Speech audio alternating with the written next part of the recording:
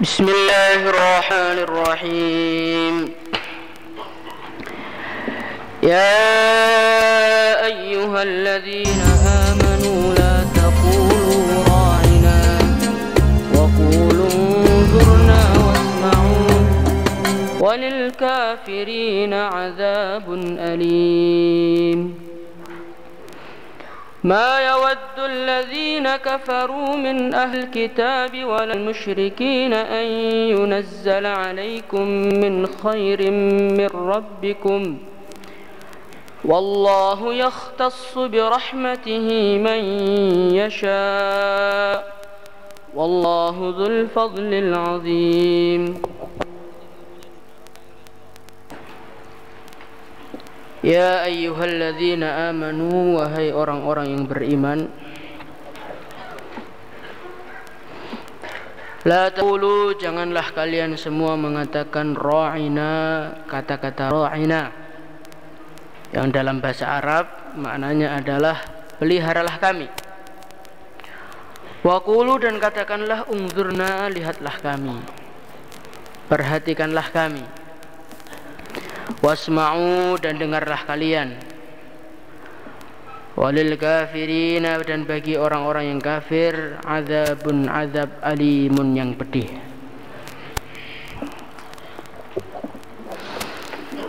Allah subhanahu wa ta'ala berfirman, ya ayyuhalladzina amanu la taqulu ra'ina. Wahai orang-orang yang beriman, la taqulu, janganlah kalian semua mengatakan ra'ina, kata-kata ra'ina. Walakin wa qulu unzurna wasma'u, tapi katakanlah unzurna, perhatikanlah kami. Jadi orang-orang Yahudi ini, mereka ini suka mengatakan ra'ina, ra'ina, di mana dalam bahasanya orang-orang Yahudi kata-kata ra'ina ini maknanya kamu adalah orang yang jelek. Tetapi dalam bahasa Arab ra'ina itu maknanya peliharalah kami, perhatikanlah kami. Maka melihat orang-orang Yahudi ini suka mengatakan ra'ina dan menurut orang-orang Arab maknanya bagus, maka para sahabat orang-orang Arab, mereka ini menirukan kata-kata ra'ina, mereka ucapkan kepada Rasulullah sallallahu alaihi wasallam. Maksud mereka baik, ya Rasulullah ra'ina, perhatikanlah kami. Tetapi kata-kata ra'ina ini dalam bahasa Yahudi maknanya kamu adalah orang yang jelek. Maka oleh Allah subhanahu wa ta'ala para sahabat diberi peringatan, la taqulu ra'ina. Wahai sahabat, kalau kalian itu ingin diperhatikan oleh Rasulullah sallallahu alaihi wasallam, jangan menggunakan kata-kata ra'ina. Walaupun dalam bahasamu kata-kata ra'ina itu maknanya baik, tetapi dalam bahasa Yahudi kata-kata ra'ina itu maknanya buruk. Maka jangan kamu itu menggunakan kata-kata ra'ina, tetapi gunakanlah kata-kata unzurna yang maknanya itu lebih jelas, dan kata-kata unzurna ini juga ada dalam bahasa Yahudi. Maknanya hampir sama saja, ra'ina unzurna. Tapi lebih baik kamu gunakan kata-kata unzurna supaya kamu itu tidak dijadikan bahan tertawaan oleh orang-orang Yahudi. Nah, ketika orang Islam mengatakan ra'ina kepada Rasulullah, maka orang Yahudi ketawa. Coba kamu lihat itu, sahabat-sahabatnya Rasulullah ngece nabinya sendiri, padahal maksud sahabat tidak seperti itu. Ini maksud dari ayat ini. Pelajarannya apa? Pelajaran yang penting kita ambil dari sini adalah bagaimana kita ini sebagai Islam, jangan kita ini suka menggunakan istilah-istilah orang-orang Yahudi. Karena apa? Karena orang-orang Yahudi ini, mereka ini suka membuat istilah-istilah, tetapi istilah itu sendiri maksudnya adalah keburukan. Zaman sekarang ada orang mengatakan hak asasi manusia, ini adalah zamannya kebebasan, emansipasi wanita. Kalau mereka ditanya, maka mereka mengatakan ini maksudnya manusia itu bagaimana harus dibebaskan. Jangan terlalu terkekang dengan aturan, jangan terlalu terikat dengan aturan-aturan yang ada. Ini zamannya semua orang boleh berbicara, kata mereka. Emansipasi wanita, mereka mengatakan persamaan hak laki-laki dengan wanita itu haknya harus disamakan. Maka bagi orang-orang yang tidak faham, kata-kata mereka itu seolah indah, membikin pencerahan, membikin pembaharuan dalam kehidupan manusia. Pada zaman dahulu kala, wanita ini terkekang, tidak boleh ngapa-ngapain, tidak boleh keluar rumah. Tapi setelah mereka mengatakan samaan hak, mereka mengatakan emansipasi wanita dan lain sebagainya, maka wanita menjadi gembira. Wanita ini sudah saatnya bebas, kata mereka. Tapi kalau kita renungi ternyata makna dari kata-kata mereka ini adalah buruk. Kalau orang itu dikatakan ini adalah zaman kebebasan, perhatikan, ini adalah zaman kebebasan, maknanya apa? Maknanya berarti kamu itu sudah nggak mau diatur oleh syariat. Kalau kita ini menginginkan kebebasan, berarti sama saja kita ini nggak mau dikatakan sebagai hamba Allah. Sedangkan hamba itu prinsipnya adalah sami' wa ata'na, taat 100%. Seluruh tindakan, seluruh ucapan, seluruh perbuatan harus sesuai dengan apa yang diridhoi oleh Allah. Itu adalah hamba. Lah kalau kita ini menginginkan kebebasan, maka secara tidak langsung kita ini berarti ingin keluar dari penghambaan kepada Allah, tidak mau ngaku jadi hambanya Allah. Lah kalau seorang manusia itu sudah tidak mau ngaku sebagai hamba Allah, itu terus nasibnya bagaimana? Dia dianggap sebagai pemberontak, dia akan disiksa oleh Allah Subhanahu wa taala untuk selama-lamanya. Sebagai contoh negara Indonesia ini. Negara Indonesia pemerintahannya ada rakyatnya. Rakyat Indonesia ini bukanlah budak.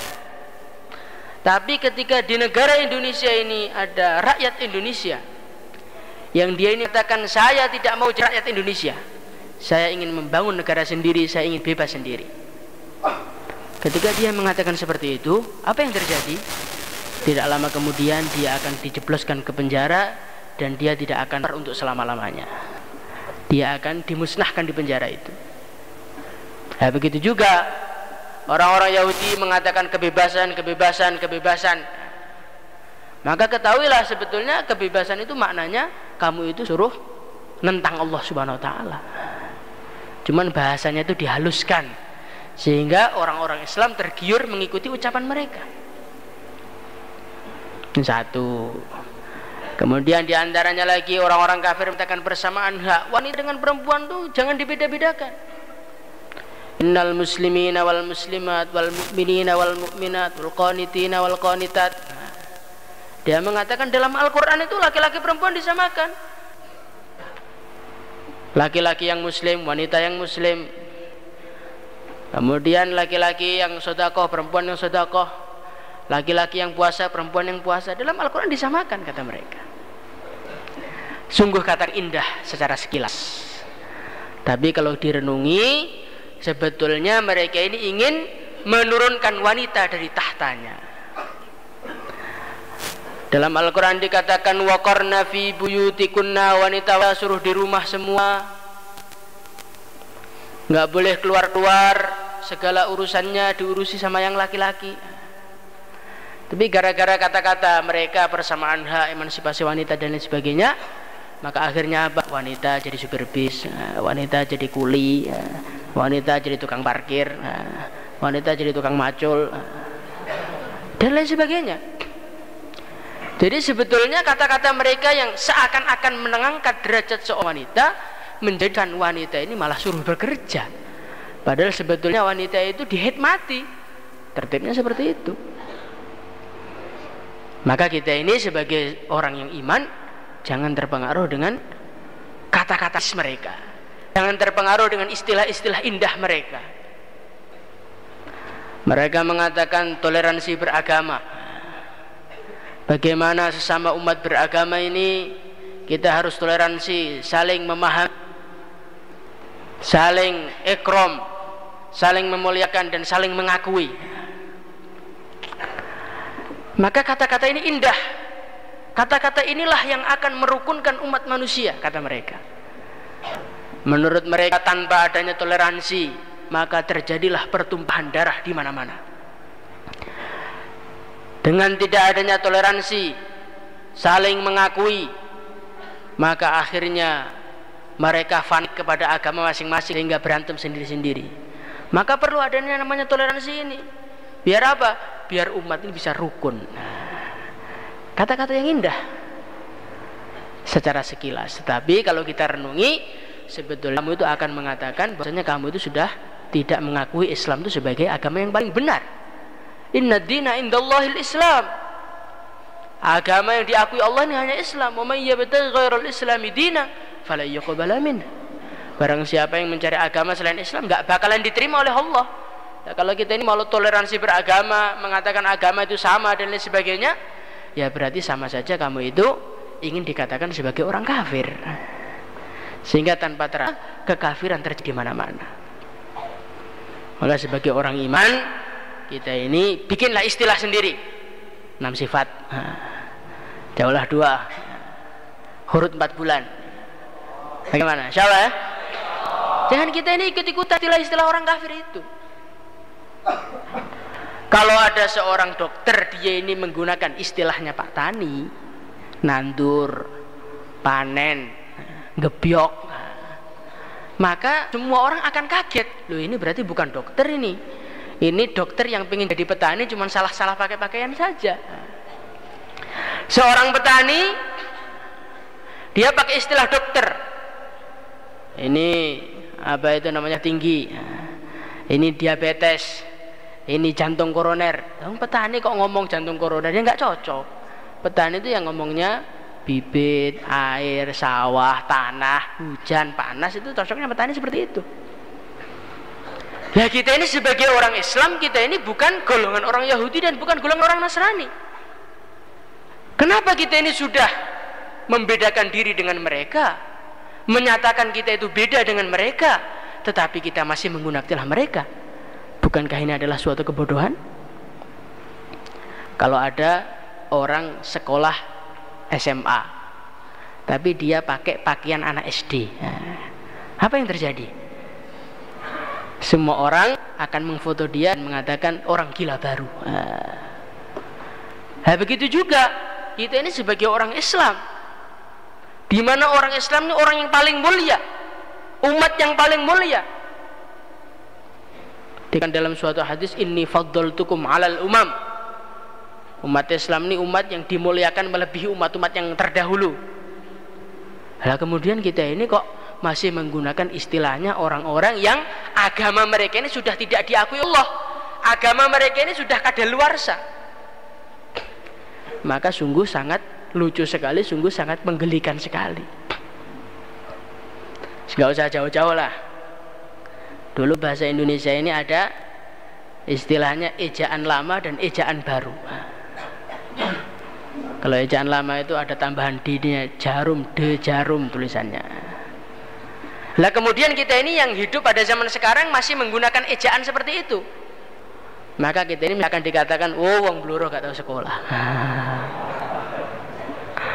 Oh iki wong gak tahu sekolah, gak tahu mangan bangku sekolah. Semua orang kan mentertawakan kita. Nah, kalau kita ini masih menggunakan istilah orang-orang Yahudi, orang-orang Nasrani, padahal agama mereka itu dianggap sudah kuno, kadaluarsa, ya sama saja kita ini menggunakan bahasanya orang yang sudah tidak dikenal pada zaman ini. Maka kita ini harus sadari masalah ini sehingga kita ini tidak terpengaruh dengan mereka. Insyaallah ya. Bikin istilah sendiri. Ya ayyuhalladzina amanu la taqulu ra'ina wa qulu unzurna wasma'u. Wa qulu unzurna wasma'u. Hai orang-orang iman, jangan kamu itu mengatakan ra'ina, tapi katakanlah unzurna.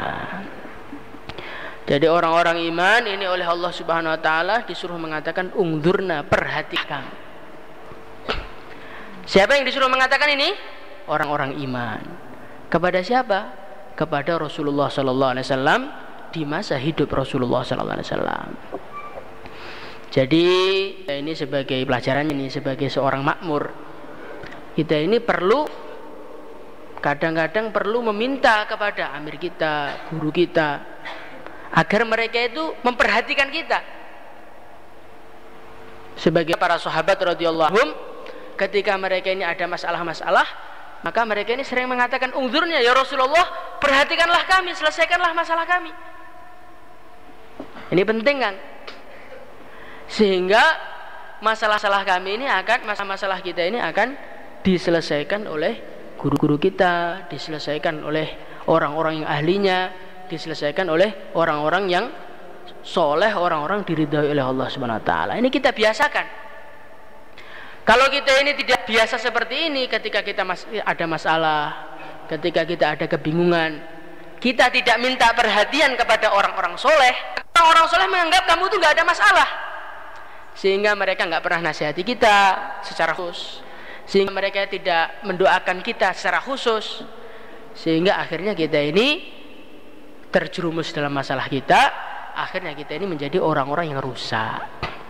Maka penting kalau santri itu ada masalah, sowan kepada kiai, unzurna, syekh, ini ada masalah, bagaimana jalan keluarnya? Ngaji nggak bisa, sowan, syekh, bagaimana? Saya ini ada masalah. Sehingga akhirnya guru-guru kita ini memperhatikan kita. Nah, perhatiannya orang-orang soleh, perhatiannya orang-orang diridhoi oleh Allah kepada kita tentu akan mendatangkan kebaikan untuk kita. Tidak mungkin tidak. Nah, begitulah kehidupan para sahabat. Para sahabat radhiyallahu anhum itu kalau ada masalah sowan kepada Nabi.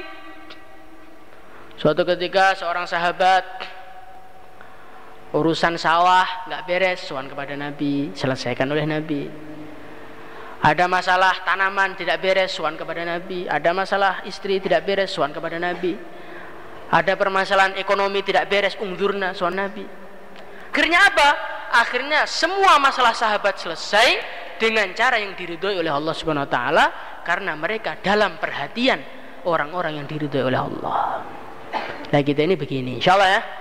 Jangan sampai kita punya masalah, kita ini punya kendala, kita tidak minta perhatian kepada guru kita, kita selesaikan sendiri, pakai akal kita sendiri, pakai pikiran kita sendiri, akhirnya kita hancur sendiri. Ketika sudah selesai ujian, sudah selesai aliyah, tiba-tiba ada tawaran-tawaran dunia, tapi kita tidak mengatakan unzurna kepada guru kita. Syekh ini bagaimana ini? Tiba-tiba ada telepon dari rumah, saya suruh sekolah. Kalau kita ini mau minta nasihat, insya Allah banyak selamatnya. Jadi kalau kita tidak mau nasihat, wah ini dunia cocok ini. Ini saya ini sudah 6 tahun di Al-Fatah ini, insya Allah iman sudah kuat. Ini zikir sudah kuat. Saya akan memperjuangkan agama di sekolahan-sekolahan.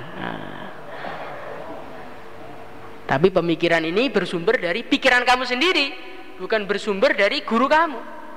Akhirnya apa? Akhirnya tidak didakwah, malah kita ini didakwahi oleh orang-orang yang buruk. Maka bagaimana kita ini setiap ada masalah, unzurna, minta nasihat kepada guru-guru kita. Insyaallah ya. Sudah daurah 2. Nah, banyak tawaran-tawaran ini. Tawaran dari wali murid, tawaran dari dunia pekerjaan, tawaran dari teman, tawaran dari setan, dan tawaran dari diri kamu sendiri. Maka sikap kita bagaimana? Unzurna, musyawarah. Setelah dimusyawarahkan, ternyata pilihannya hanya 2 saja.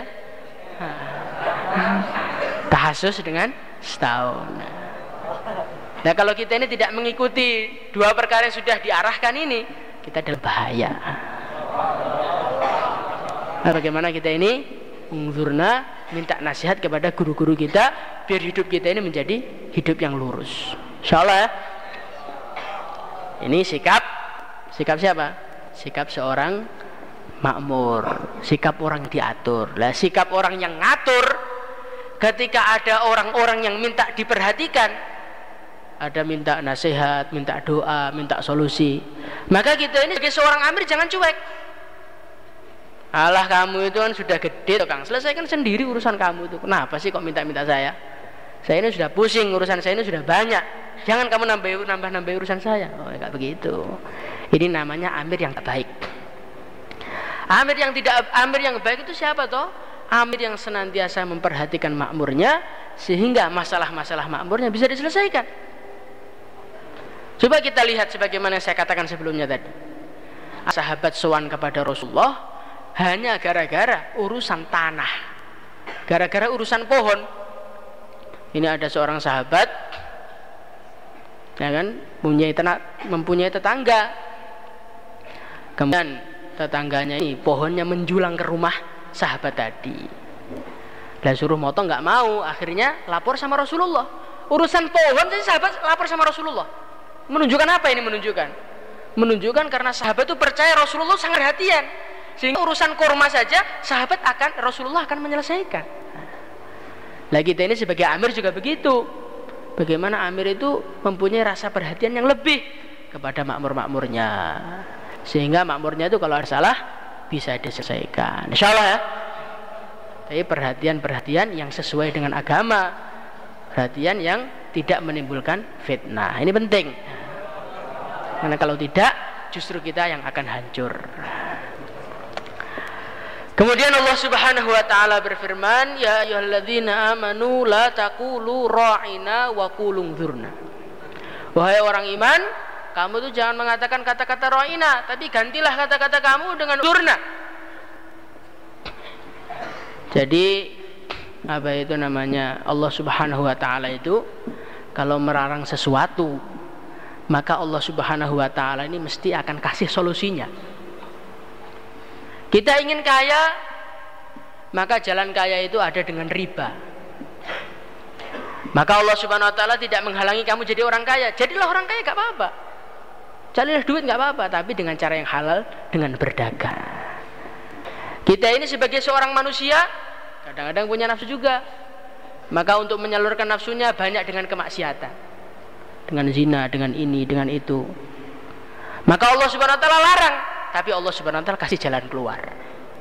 Jadi segala larangan Allah Subhanahu wa taala ini mesti Allah Subhanahu wa taala kasih solusinya. Maka kita ini sebagai orang iman, ketika dilarang sesuatu oleh Allah Subhanahu wa taala, kamu jangan bingung. Allah Subhanahu wa taala mesti kasih solusinya. Jangan khawatir. Saya kalau nanti nggak riba, nggak gunakan bank, bagaimana hidup saya? Para sahabat Rasulullah dan orang-orang terdahulu, mereka nggak gunakan bank, mereka berdagang saja, mereka bisa hidup. Kenapa kamu nggak bisa hidup? Jadi kita ini harus memahami larangan-larangan Allah Subhanahu wa taala yang dilarang kepada kita itu adalah keburukan. Maka Allah mesti akan kasih jalan keluar untuk kita. Maka kalau kita itu dilarang oleh Allah, tinggalkan apa yang dilarang oleh Allah. Dan nggak usah takutan, karena Allah Subhanahu wa taala sudah menyiapkan jalan keluarnya. Paham kan sampai sini kan? Kemudian Allah Subhanahu wa taala berfirman, la taqulu ra'ina wa qulu dzurna. Allah Subhanahu wa taala memberi penjelasan kepada orang iman, wahai orang iman, kamu itu jangan mengatakan ra'ina. Setelah Allah Subhanahu wa taala memberi penjelasan, Allah berfirman apa? Wasma'u, dengarkanlah. Jadi kata-kata wasma'u ini kita ambil pelajaran, Kang. Kalau kita ingin paham sesuatu, maka ketika dijelaskan, dengarkanlah penjelasan tersebut. Kalau kita ini tidak mau mendengarkan penjelasan-penjelasan, maka kita tidak akan paham. Maka sebagai seorang santri seperti kita ini datang ke sini mau apa toh, Kang? Kita datang ke sini ini mau mencari ilmu, mencari kefahaman, di mana kefahaman itu akan kita gunakan untuk mencari ridho Allah. Maka sebagai seorang santri, bagaimana kita ini dengarkanlah dengan sungguh-sungguh apa yang dijelaskan oleh guru-guru kita. Kalau tidak, nanti kamu akan salah faham. Nah, kalau kita ini salah faham, nanti kita sendiri akan malu. Suatu ketika ada seseorang mondok tidak sungguh-sungguh, Akhirnya dia pulang. Karena dia ini mondoknya ini sudah 8 tahun. Dan di kelas itu tidur terus. Maka orang-orang desa mengatakan, Pak Ustadz, ini ada orang wafat, Pak Ustadz diminta untuk ngimami sholat. Oh iya. Akhirnya dia ngimami sholat jenazah, Allahu Akbar. Tapi ada rukuknya. Ada rukuknya, ada sujudnya. Habis salam ditanya, Pak Ustadz, loh kok ada rukuknya, ada sujudnya, bagaimana? Oh ini karena mayitnya ini banyak dosanya. Sehingga nggak cukup. Kalau hanya berdiri itu nggak cukup, harus disujudi, dimintakan ampun yang banyak kepada Allah. Ini akibat dari siapa? Akibat dari seorang santri yang ngaji tidak sungguh-sungguh. Suatu ketika ada seorang santri yang di pondok itu kerjanya nyupir truk saja. Akhirnya sampai rumah diundang, Pak Ustadz, ini ada undangan Maulid Nabi. Diminta untuk bayan. Oh iya. Akhirnya dia bayan. Assalamualaikum warahmatullahi wabarakatuh. Waalaikumsalam. Hadirin muliakan Allah Subhanahu wa taala. Bapak-bapak semua sudah tahu apa maksud kedatangan saya ke sini? Oh, tidak tahu. Oh, kalau tidak tahu, untuk apa saya berbicara? Waalaikumsalam warahmatullahi wabarakatuh, pulang. Akhirnya masyarakat bingung, ini bagaimana ini? Oh, kita undang lagi, nanti katakan semua sudah tahu gitu ya.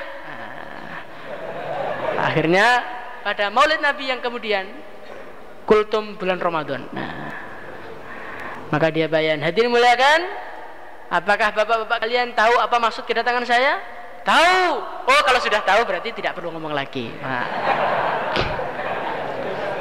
Maka pada hari yang ketiga masyarakat lebih bingung caranya. Wah, gini aja. Sebagian ada yang bilang tahu, sebagian yang bilang tidak tahu. Maka pada hari ketiga dia bayan. Hadirin muliakan, apakah sudah tahu saya kedatangan saya ke sini? Tidak tahu. Ada yang bilang tahu. Oh, tidak tahu, tanya kepada yang tahu. Siapakah ini? Santri yang sukanya nyupir mobil saja. Akhirnya nggak bisa bayan. Maka kita ini harus apa? Harus punya amalan yang harus dengarkan ngaji dengan sungguh-sungguh. Supaya apa? Tidak salah paham. Insyaallah. Penting ini. Suatu ketika ada seorang ulama baca kitab wal jaradu awi lawang. Loh, Pak Ustadz, lah kok lawang? Ini maksudnya walang sing menclok ning lawang. Ini maksudnya belalang yang hinggap di pintu. Karena salah kasih jimbrok tadi. Maka orang nulis jimbrok yang jelas. Insyaallah ya. Nulis jimbrok kayak orang digitar maling saja. Akhirnya semua ditulis, nggak bisa dibaca. Jadi kita kasih jimro itu supaya apa ya? Supaya kalau sampai rumah tidak menyesatkan umat. Nah, bagaimana kita ini ngaji yang sungguh-sungguh? Insyaallah dengarkan dengan sungguh-sungguh. Kalau orang tua akan mendengarkan dengan sungguh-sungguh, dia akan mendapatkan kefahaman yang sempurna. Nabi Musa alaihissalatu wassalam ketika beliau dipanggil oleh Allah Subhanahu wa taala di Gunung Tursina, maka beliau Allah Subhanahu wa taala mengatakan apa? Wa anakhtartuka fastami' lima yuha. Musa, saya ini pilih kamu, maka dengarkan dengan sungguh-sungguh apa yang diwahyukan kepadamu. Nabi Musa saja loh suruh dengarkan sungguh-sungguh, apalagi kita yang kecerdasannya jauh berbeda, daya tangkapnya, daya serapnya jauh berbeda dibandingkan dengan para nabi, para rasul. Maka kita ini harus mempunyai kesungguhan yang luar biasa. Insyaallah ya. Ini penting. Kalau kita ini tidak memperhatikan urusan ini, tanpa terasa 8 tahun telah berlalu dan tidak berbekas apa-apa. Maka kesungguhan mendengarkan, nulis, memperhatikan ini adalah kunci keberhasilan seorang santri. Maka bagaimana kita ini harus sungguh-sungguh betul. Insyaallah ya. Kalau kita ini tidak mau sungguh-sungguh, kenapa kita ngaji? Kita ini sudah menceburkan diri kita dalam pencarian ilmu agama. Maka carilah kesuksesan dengan ilmu kita ini. Kalau tidak, kita akan jadi apa? Kalau kita ini sebagai santri tidak jadi santri betulan, apa yang akan kita andalkan di rumah kita nanti? Kita di sini tidak pernah dilatih mengenai nyervis sepeda motor. Kita di sini tidak pernah dilatih suruh jualan, tidak pernah. Kita di sini juga tidak pernah dilatih keahlian-keahlian dunia. Maka keahlian dunia kita nggak memiliki apa-apa. Lah kalau keahlian agama tidak kita dapatkan, apa yang kita andalkan? Ya berarti sia-sia dong kita lama-lama di pesantren. Maka bagaimana kita ini sungguh-sungguh dengan sebetul-betulnya. Insyaallah ya. Ya, takror.